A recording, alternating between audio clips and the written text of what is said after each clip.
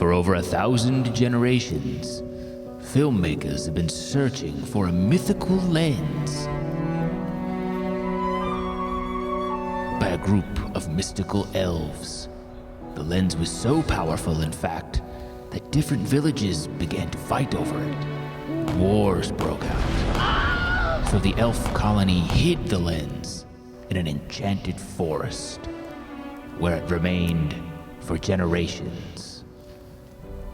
Many tried to find it, but most did not return. Now, one YouTuber with a very small subscriber count has found the clues that led him through the mysterious forest. He has found it. A lens that would cover a large focal range with a fast aperture, image stabilization, and a customizable third ring.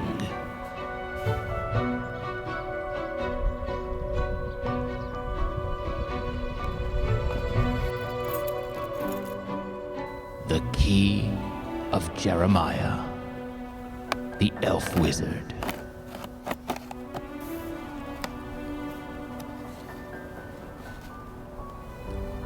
Does the lens truly hold the power of Jeremiah? Is it really worth 3,000 Gornoks? Are the fables true? Or is it just meh?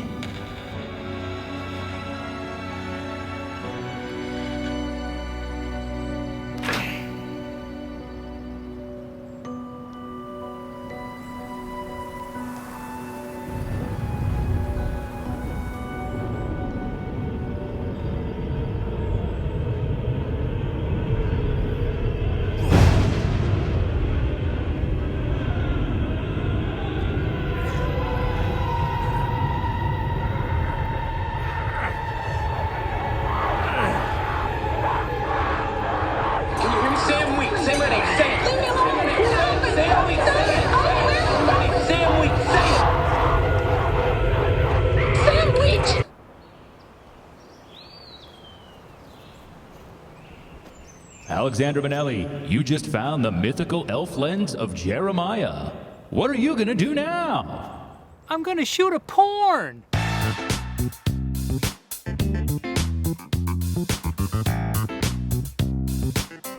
Hello, I'm Alexander Manelli. I'm a documentary filmmaker based in Northeast Pennsylvania, near Scranton. And today, we are talking about this.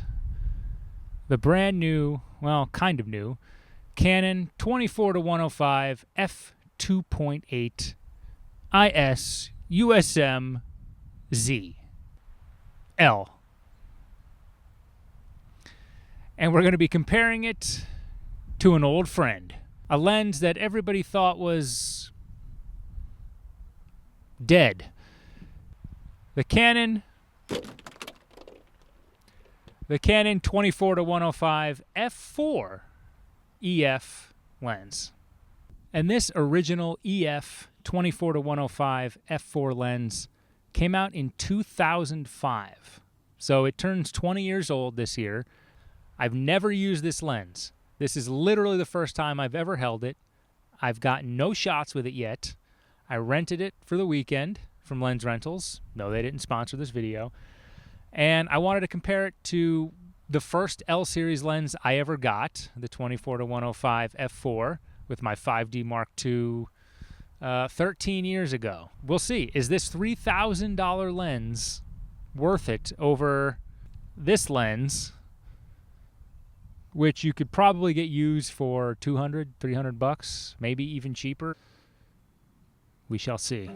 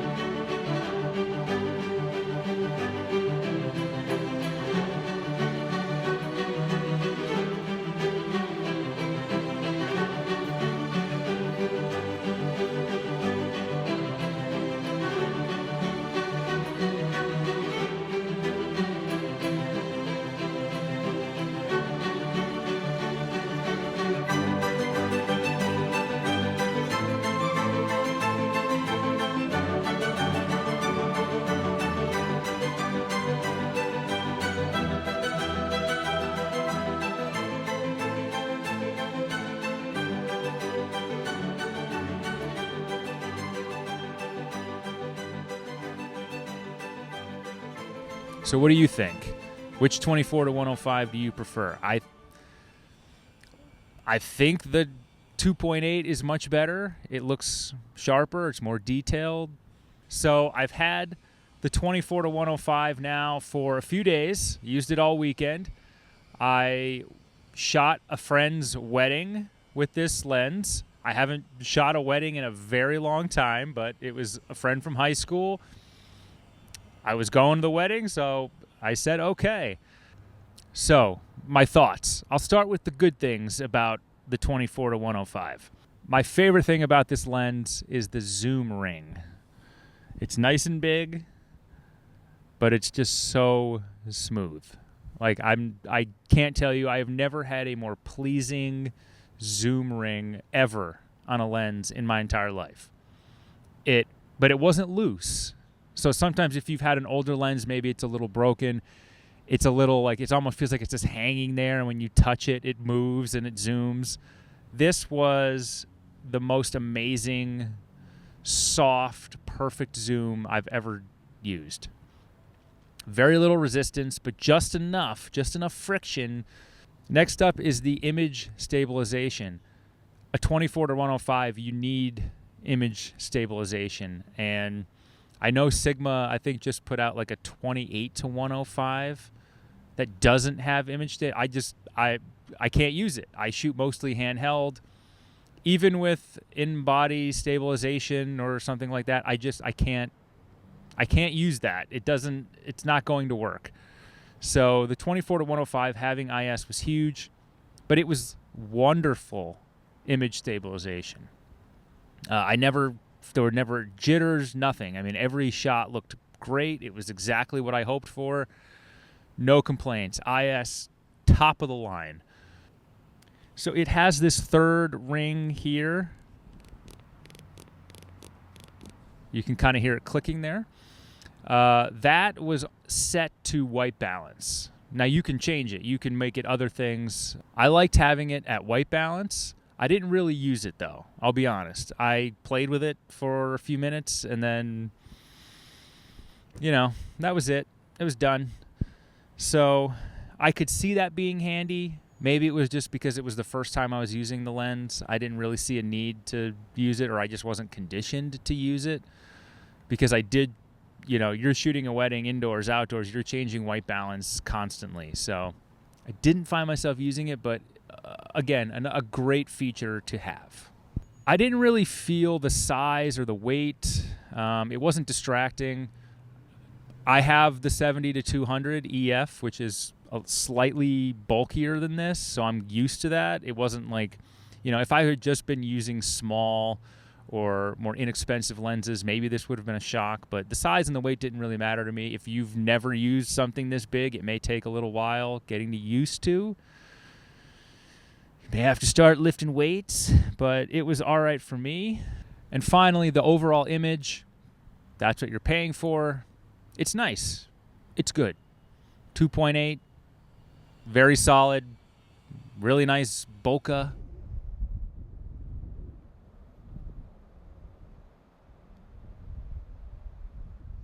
So one thing I did forget to mention in my little stand-up over there was autofocus. I'll do a little autofocus test right now.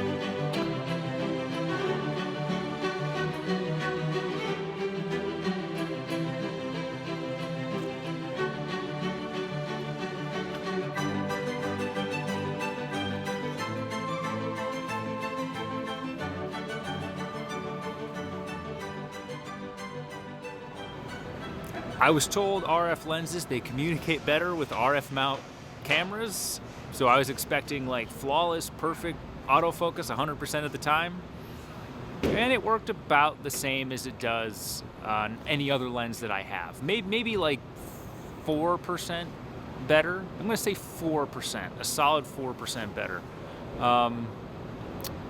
Yeah. It's not bad, it's good.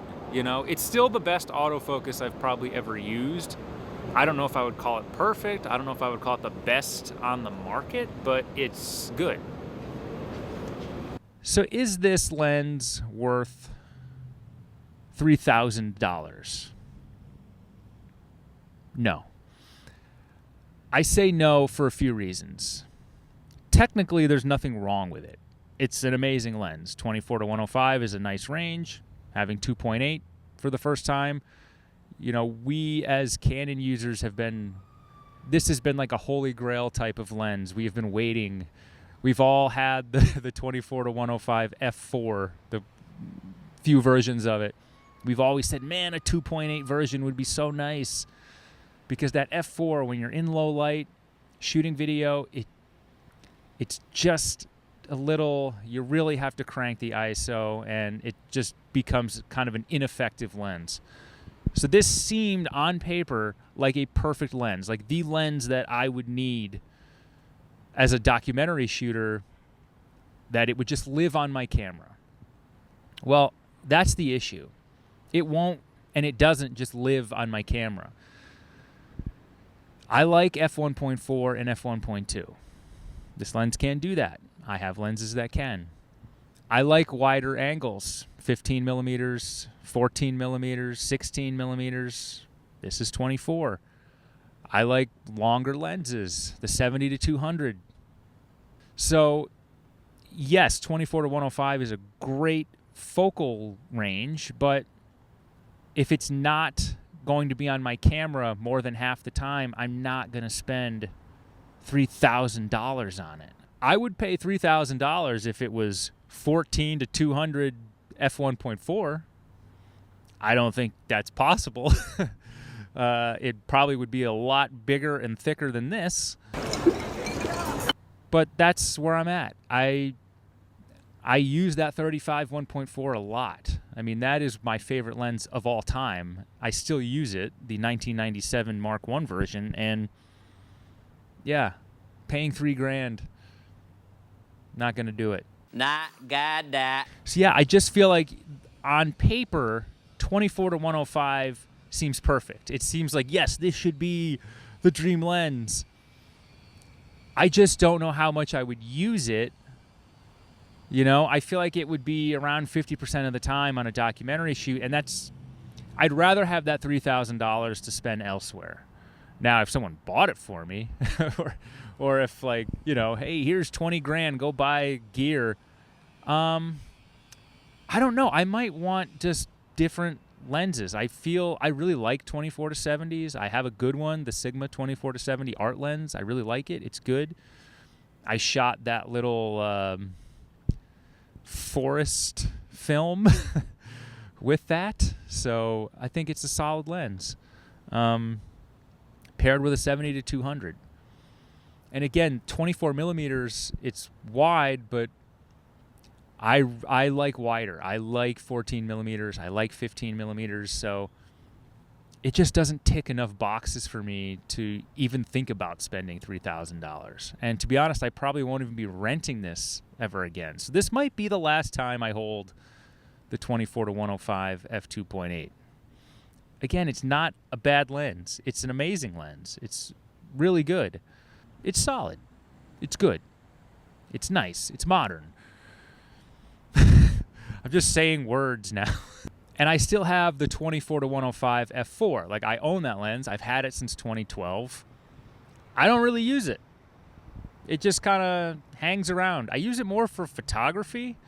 So I bought my wife a Canon, I don't even remember what it was. It was like an old DSLR in like 2017. And we put it on that. And that's pretty much it. That's what it gets used for. Again, shooting video, that lens just doesn't work for me. It doesn't give me the look that I want. Maybe we'll sell it. I don't know. Are you interested in an original 24-105 f4? Let me know. It just wouldn't be on my camera enough to justify it. Image quality's nice.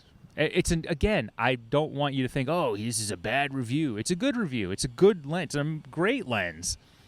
Just not for $3,000. If it was $1,500, if it was half the price, then maybe I would sell the Sigma 24-70 and I would buy this.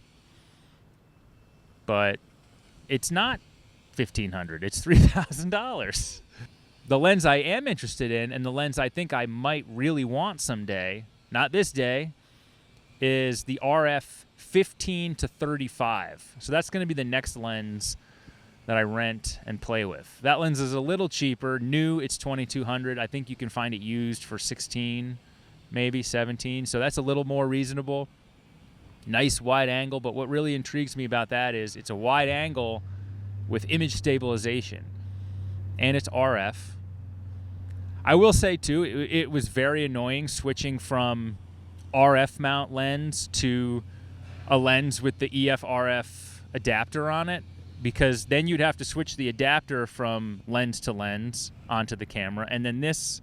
So it was like this constant. I wasn't just switching lenses, I was switching it was. So I will do a separate video talking about shooting a wedding with the Canon C80. I have a lot to say about it, especially the triple base ISO. I was really using that, as you can imagine, on a dance floor, at a reception, at a wedding. It gets dark. You know, they love to just lower the lights and put on some overhead twinkly lights. But with the C80 triple base ISO, how did it work? Did it work? So I'll do a video about that. I do want to do a C80 versus FX6 video. I have a friend who has an FX6. All right, I'm done.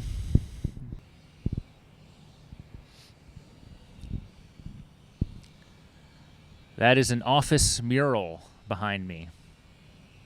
We are in Scranton.